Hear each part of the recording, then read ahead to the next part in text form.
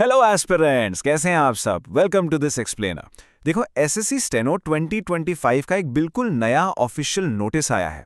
और मुझे पता है जैसे ही वेबसाइट पे कुछ नया फ्लैश होता है ना, हम सब थोड़ा सा पैनिक कर जाते हैं। बट सच बताऊं, टेंशन लेने की बिल्कुल जरूरत नहीं है। मैं यहाँ हूं ना। हम इस पीडब्ल्यूबीडी कॉरिजेंडम को एकदम सिंपल वर्ड्स में डिकोड करेंगे। आखिर ये क्या है, किसके लिए है, और सबसे इंपॉर्टेंट, इससे आपकी प्रिपरेशन पर क्या फर्क पड़ेगा। चलिए देखते हैं। सामने स्क्रीन पर जो आपको ऑफिशियल एसएससी लोगो दिख रहा है ना, इसे देखकर तो वैसी मोटिवेशन आ जाना चाहिए, राइट। तो ये जो अपडेट हम डिकोड कर रहे हैं, इसकी डेट देखिए, May 5th 2026।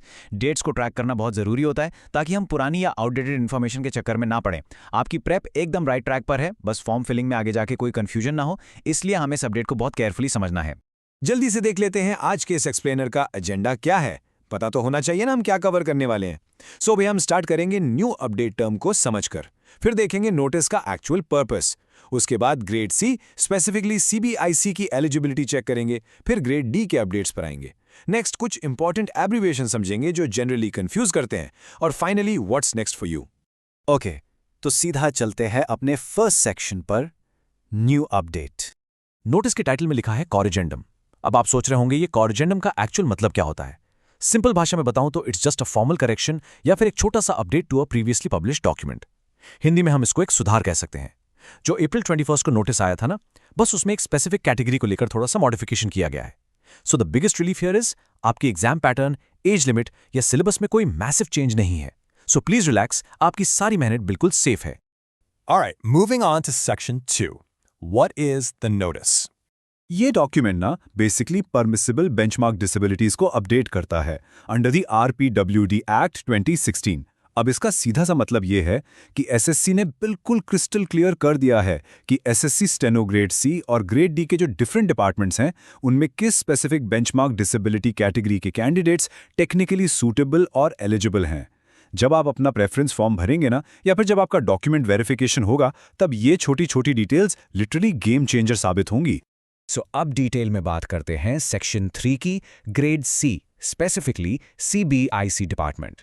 सीबीआईसी डिपार्टमेंट के ग्रेड सी पोस्ट की एक बहुत ही इंटरेस्टिंग चीज है इसकी ब्रॉड एलिजिबिलिटी। अगर हम इस लिस्ट में सूटेबल कैटेगरीज पर ध्यान देना, तो कैटेगरी ए से लेकर पूरा ई तक सब कुछ प्रॉपरली इंक्लूडेड है। इसका मतलब विजुअल, हियरिंग और लोकोमोटर डिसेबिलिटीज के साथ साथ स्पेसिफिक लर्निंग डिसेबिलिटीज और मल्टीपल डिसेबिलिटीज वालों को भी ग्रेड सी के लिए फुली एलिजिबल माना गया है। मैं तो कहूंगी कि ये एक बहुत ही इंक्लूसिव और पॉजिटिव अपडेट है उन सभी एस्पिरेंट्स के लिए। चलिए नेक्स्ट बढ़ते हैं सेक्शन 4 की तरफ, जो कि है ग्रेड डी अपडेट्स। अब यहाँ ना आपको थोड़ा एक्स्ट्रा ध्यान देना पड़ेगा, क्योंकि ग्रेड डी में आते ही रूल्स अलग अलग डिपार्टमेंट्स के हिसाब से स्लाइटली चेंज हो जाते हैं। जैसे यहाँ सीबीआईसी डिपार्टमेंट के ग्रेड डी पोस्ट को देखिए। इसमें स्पेसिफिकली सिर्फ कैटेगरीज ए, बी और सी ही एलिजिबल कैंडिडेट्स के लिस्ट में दिख रहे हैं। जो पिछली स्लाइड में हमने डी और ई देखे थे ना, यानी स्पेसिफिक लर्निंग डिसेबिलिटीज और मल्टीपल डिसेबिलिटीज, वो इस स्पेसिफिक पोस्ट के लिए एलिजिबल नहीं है। इसीलिए हमेशा कहा जाता है कि अपने प्रेफरेंसेस बहुत ध्यान से चूज करें। अब इसको जरा कंपेयर करके देखते हैं सीबीडीटी से, यानी central board of direct taxes के ग्रेड डी पोस्ट से। यहाँ एक लिटिल ट्विस्ट है, ध्यान से देखिए। कैटेगरीज डी और ई यहाँ पर वापस आ गए हैं और फुली एलिजिबल हैं। बट वेट, अगर आप कैटेगरी सी को थोड़ा क्लोजली पढ़ेंगे तो आपको दिखेगा कि उसमें से बीएल यानी both legs affected completely missing है। पीछे सीबीआईसी में बीएल था, राइट, लेकिन यहाँ सीबीडीटी ग्रेड डी में नहीं है। तो टेक अवे क्या है यहाँ? यही कि हर गवर्नमेंट डिपार्टमेंट की अपनी डेली फंक्शनल रिक्वायरमेंट अलग होती है और एग्जैक्टली उसी बेसिस पर आपकी एलिजिबिलिटी डिसाइड होती है। और अब जरा डीओपीटी यानी department of personal and training के ग्रेड डी की एलिजिबिलिटी पर भी नजर डालते हैं। लेट मी रीअश्योर यू, ये वापस से बहुत कॉम्प्रहेंसिव है। कैटेगरी ए से लेकर ई तक का पूरा स्पेक्ट्रम यहाँ पर इंक्लूडेड है। और यस, जो कैटेगरी सी में बीएल कोड गायब था, वो भी यहाँ वापस आ गया है। ये लिस्ट ना बिल्कुल ग्रेड सी वाली उस ब्रॉड एलिजिबिलिटी जैसी लग रही है जो हमने थोड़ी देर पहले देखी थी। डीओपीटी अपने आप में एक मेजर डिपार्टमेंट है ना, इसलिए उन्होंने मैक्सिमम कैटेगरीज को अकोमोडेट किया है। अब आते हैं सेक्शन 5 पर, जहां हम डीकोड करेंगे ये सारे इंपॉर्टेंट एब्रिविएशंस। तो स्टार्ट करते हैं इन फंक्शनल रिक्वायरमेंट्स से।